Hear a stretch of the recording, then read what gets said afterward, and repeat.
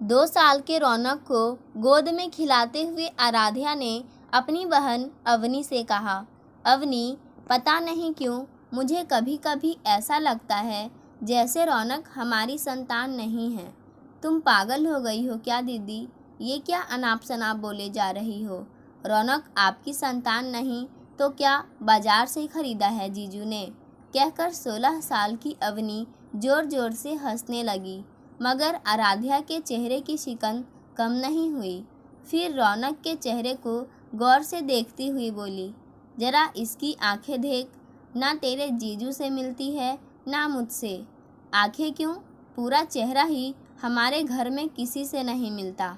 मगर दीदी, बच्चे का चेहरा माँ बाप जैसा ही हो यह ज़रूरी तो नहीं। कई बार किसी दूर के रिश्तेदार या फिर जिसे आपने प्रेगनेंसी के दौरान ज़्यादा देखा हो उससे भी मिल सकता है। वैसे यह अभी बहुत छोटा है, बड़ा होगा तो अपने पापा जैसा ही दिखेगा। बाकी सब कुछ छोड़, इसका रंग देख। मैं गोरी, मेरी बेटी परिधि गोरी, मगर यह सांवला। तेरे जीजू भी तो गोरे ही है ना, फिर यह सांवला कैसे हो गया? अरे दीदी, लड़कों का रंग कहाँ देखा जाता है? सांवला है तो क्या हुआ, देखना एक दिन तुम्हारा ये सांवला बेटा ज़रूर ज़िंदगी में कुछ ऐसा काम करेगा कि तुम दोनों का भी नाम हो जाएगा। प्यार से रौनक को दुलारते हुए अवनी ने कहा, वह तो मैं मानती हूँ अवनी कि लड़कों का रंग नहीं देखते, और फिर माँ के लिए तो अपने बच्चे से प्यारा कुछ हो ही नहीं सकता।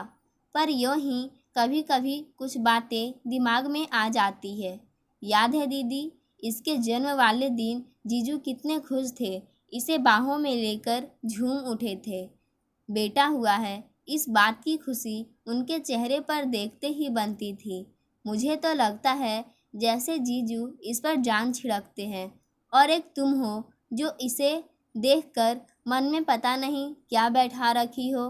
अवनी, जान तो मैं भी छिड़कती हूँ, पर कभी कभी संदेह सा होता है। मैं तो बच्चे को जन्म देकर बेहोश हो गई थी, बाद में तेरे जीजू ने ही इसे मेरी बाहों में डाला था। दोनों बहन आपस में बात ही कर रही थी, तभी दरवाजे पर दस्तक हुई।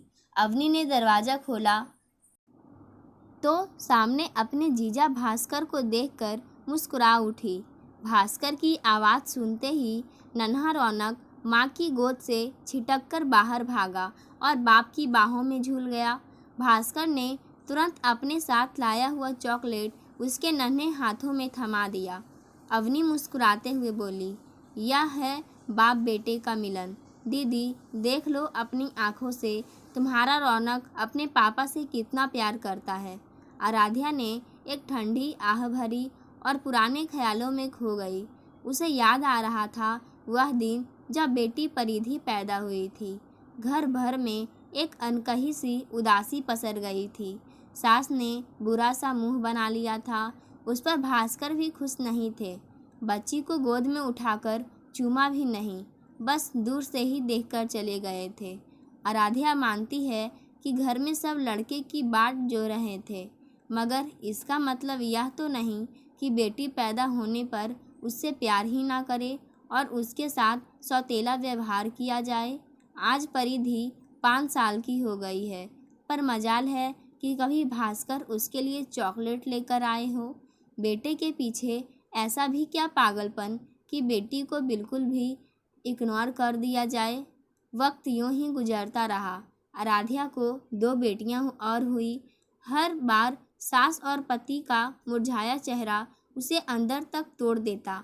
रौनक दादी और पापा की आंखों का तारा था। वह अब स्कूल जाने लगा था और जिद्दी भी हो गया था।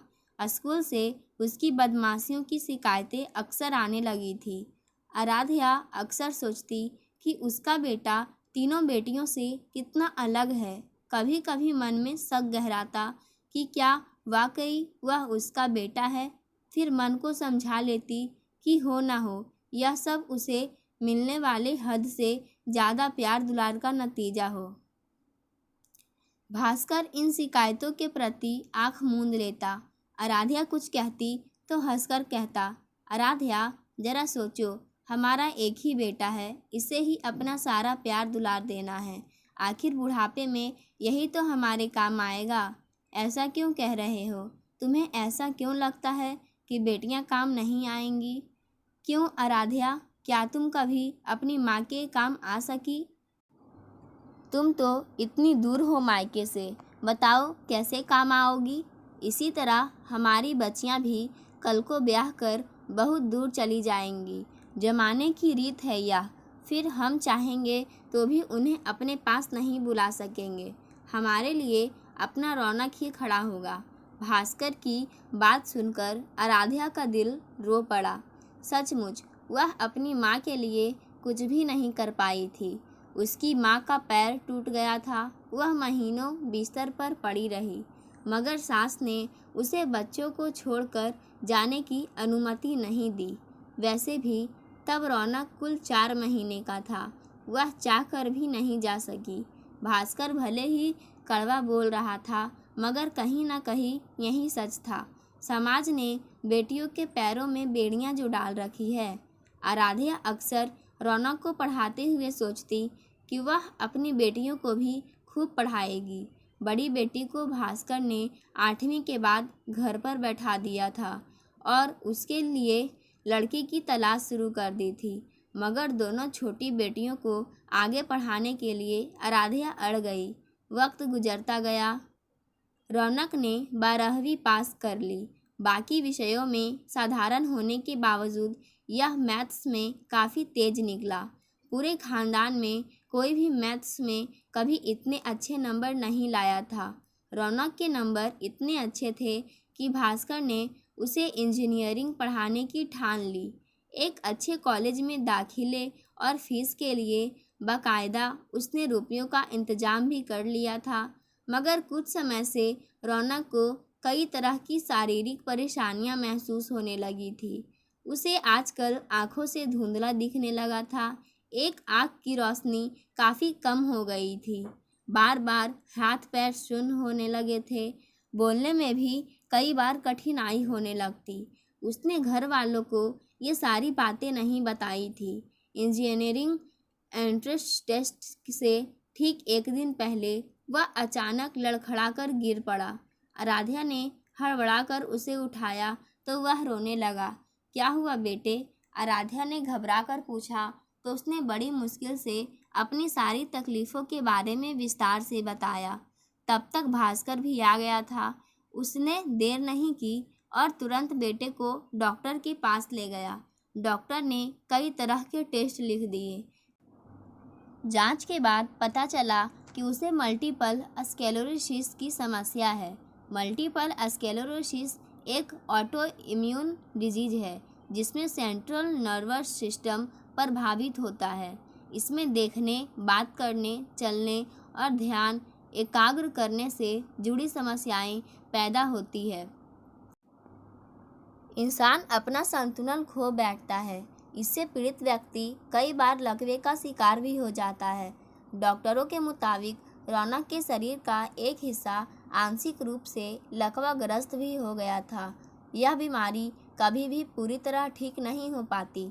रौनक की बीमारी काफ़ी गंभीर हालत में पहुंच चुकी थी और लाखों रुपयों का खर्च आना था। रौनक पूरी तरह ठीक हो सकेगा या नहीं, इस बारे में भी श्योर नहीं कहा जा सकता था। इस बीच डॉक्टर ने भास्कर और आराध्या का DNA टेस्ट कराने की बात की। यह टेस्ट रौनक की बीमारी बेहतर ढंग से समझने और सही इलाज के लिए ज़रूरी था। आराध्या तो तुरंत तैयार हो गई, मगर भास्कर टेस्ट कराने से आनाकानी करने लगा। आराध्या ने लाख कहा, मगर वह तैयार नहीं हो रहा था। बाद में जब डॉक्टर ने इस टेस्ट की आवश्यकता बताते हुए भास्कर को समझाया तो वह हार कर टेस्ट कराने के लिए तैयार हो गया। जब टेस्ट की रिपोर्ट आई तो सब दंग रह गए। रिपोर्ट के मुताबिक भास्कर और आराध्या रौनक के माँ बाप नहीं थे। आराध्या ने सवालिया नज़रों से पति की तरफ देखा तो भास्कर अनजान बनते हुए वहाँ से चला गया। शाम को घर लौटा तो आराध्या ने एक बार फिर पति से रौनक के जन्म का राज पूछा तो भास्कर फूट फूट कर रोने लगा। आराध्या ने उसे सहारा दिया तो उसके कंधों पर सिर रखता हुआ भास्कर बोला, आराध्या, माँ की बहुत इच्छा थी कि हमारा भी एक बेटा हो।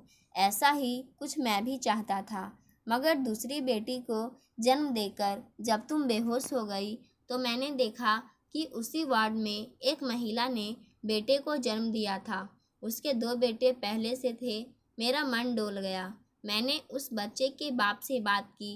बेटी के बदले बेटा लेना चाहा तो उसने साफ इनकार कर दिया।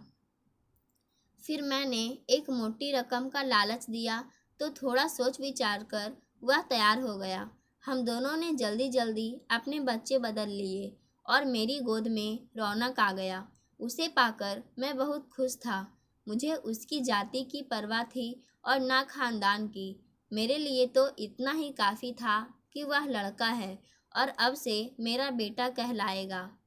यह कहते कहते भास्कर फिर से रोने लगा और माफ़ी मांगता हुआ आगे बोला, आराध्या, मुझे माफ़ कर दो।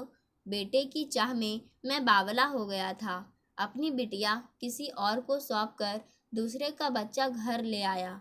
शायद इसी बात की सज़ा मिली है मुझे।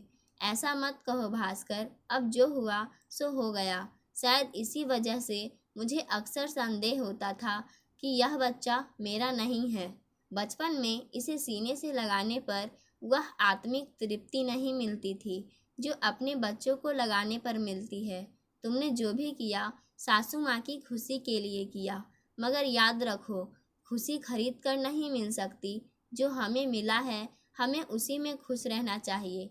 माँ बाप की ये सारी बातें कमरे के बाहर खड़ी आराध्या की छोटी बिटिया ने सुन ली। उसने बड़ी बहन को भी सारी बातें बता दी। दोनों बेटियां चुपके चुपके कमरे में दाखिल हुई। भास्कर ने उन्हें अपनी बाहों में भरते हुए कहा, आराध्या, जो हुआ उसे भूल जाओ, मगर मैं अब अपने किए का प्रायश्चित करना चाहता हूँ। अब तक अपनी दोनों बेटियों का हक मारता रहा, मगर अब और नहीं। रौनक के इलाज पर लाखों रुपये खर्च होंगे। वे रुपये हमारी बच्चियों के हक के हैं। वह कभी ठीक हो सकेगा या नहीं, यह भी श्योर नहीं कहा जा सकता। हमें रौनक को अपनी ज़िंदगी से निकाल देना चाहिए। यही सबके लिए अच्छा होगा। आराध्या भास्कर का चेहरा देखती रह गई। दोनों बेटियों ने भी पिता की हाँ में हाँ मिलाई। जब रौनक आया, हमारे अपने भाई है ही नहीं तो फिर हमारे घर में क्यों है? चुप कर नैना, अचानक आराध्या चीखी। फिर पति की तरफ देखती हुई बोली, यह क्या कह रहे हो तुम? एक गलती सुधारने के लिए उससे बड़ी गलती करना चाहते हो? इतना बड़ा अपराध करना चाहते हो? क्या ऐसा करने पर तुम्हारा दिल तुम्हें कोसेगा नहीं? जिस बच्चे को आज तक हम अपना बच्चा मानकर इतने लाड प्यार से पालते आ रहे हैं, आज अचानक वह पराया हो गया। क्या उसकी बीमारी का बहाना बनाकर हम उसे अकेला छोड़ देंगे? बड़ी बेटी ने कंधे उचकाते हुए कहा, देखो ना माँ, आज तक हमारे हिस्से का लाड प्यार और सुख सुविधाएं भी भाई को मिलती रही। भाई को आपने अलग कमरा दिया, अच्छे से अच्छे स्कूल में पढ़ाया, ट्यूशन लगवाया, उनकी हर ज़रूरत बढ़ चढ़कर पूरी की, मगर सब बेकार गया ना। अब तो वे उम्र भर उठ ही नहीं सकेंगे। फिर इलाज का क्या फ़ायदा? जाने दो भाई को, कहीं छोड़ आओ उन्हें। वे आपका खून भी नहीं। फिर बेकार घर में रखकर इलाज में रुपये लगाने का क्या फ़ायदा?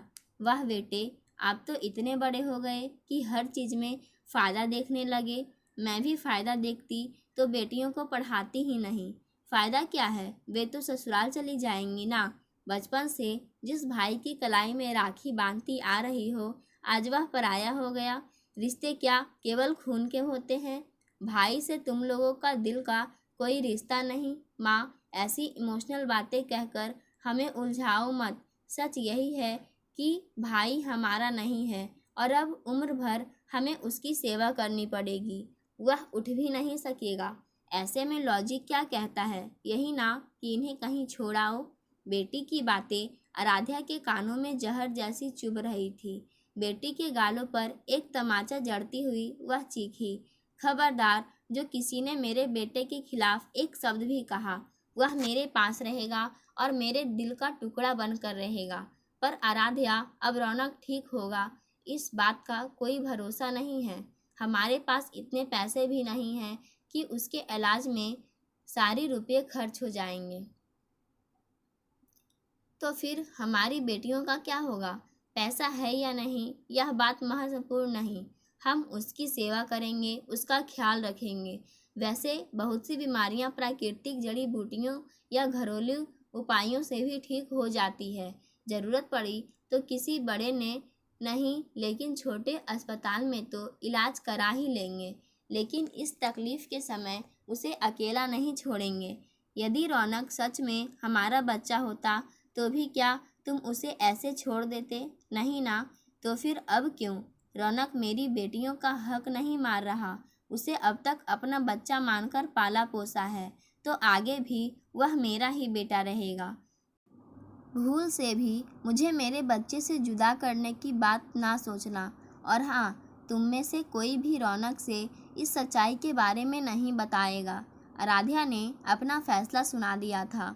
दूसरे कमरे में लेटा रौनक सब कुछ सुन रहा था। एक तरफ आत्मग्लानि, दूसरी तरफ बीमारी का दर्द, और उस पर पिता व बहनों की इस सोच ने उसे अंदर तक तोड़ दिया था। वह खुद को बहुत असहाय महसूस कर रहा था, मगर माँ की बातें उसके जख्मों पर मरहम लगाने का काम कर रही थी। सारा दर्द उसकी आंखों से पानी बनकर बह निकला था। उसे बचपन से अब तक की अपनी ज़िंदगी के लम्हे याद आ रहे थे। छोटा सा था वह, जब माँ के आंचल में छिपकर शरारतें करता। जैसे जैसे बड़ा हुआ वैसे वैसे जिद्दी होता गया। जो भी जिद करता घर वाले उसे पूरा करते। घर में अपनी मर्जी चलाता, बहनों को डांटता तो कभी प्यार भी करता। आज वे सारे रिश्ते बेगाने हो चले थे। अचानक ही वह तड़प कर चीखा, माँ इधर आओ माँ। आराध्या दौड़ी गई। पीछे पीछे पिता और बहनें भी उसके कमरे में आ गए। रौनक माँ का हाथ थामकर रोते हुए टूटे फूटे शब्दों में कहने लगा, माँ, आज तक मैंने जितनी भी गलतियाँ की उनके लिए आप सब मुझे माफ़ कर दो। और माँ, मेरी बहनों पर आप नाराज़ ना होना। मेरी बहनें जो कह रही हैं और पापा ने जो कहा है वह सही है। कहीं छोड़ आओ मुझे, किसी धर्मशाला या आश्रम में पड़ा रहूँगा। आप लोगों को परेशान नहीं करना चाहता। मेरी बहनों को हर खुशी मिलनी चाहिए। उनके रास्ते में बाधा नहीं बनना चाहता। चुप हो जा मेरे बच्चे, माँ ने प्यार से उसका माथा सहलाते हुए कहा। तू बड़ा भाई है। तेरी बहनों को खुशी तभी मिलेगी जब उनके पास तेरा प्यार और आशीर्वाद रहेगा। तू वादा कर, हमेशा मेरी आंखों के आगे रहेगा। दोनों बहनें भी भाई के प्यार को महसूस कर रही थी। दोनों बेटियां माँ के गले लग गई और बोली, माँ, आप बिल्कुल सही हो। हम अपने भाई को कहीं भी जाने नहीं देंगे। भास्कर को भी अपनी गलती का एहसास हो गया था। भास्कर ने आराध्या का हाथ थामते हुए कहा, आराध्या, माँ के दिल जैसा कोई दिल नहीं होता। मुझे गर्व है कि तुम मेरी पत्नी हो। मैं गलत था। आज के बाद ऐसी बात मेरे ज़हन में नहीं आएगी। हम सब मिलकर हमेशा रौनक का साथ देंगे। मुझे माफ़ कर दे रौनक बेटा, मैं बहुत स्वार्थी हो गया था, पर तेरी माँ ने मेरी आंखें खोल दी। बेटियों ने भी हामी में सिर हिलाया तो आराध्या की आंखों में खुशी के आंसू आ गए। पाठकों, आज की कहानी यहीं समाप्त होती है। धन्यवाद।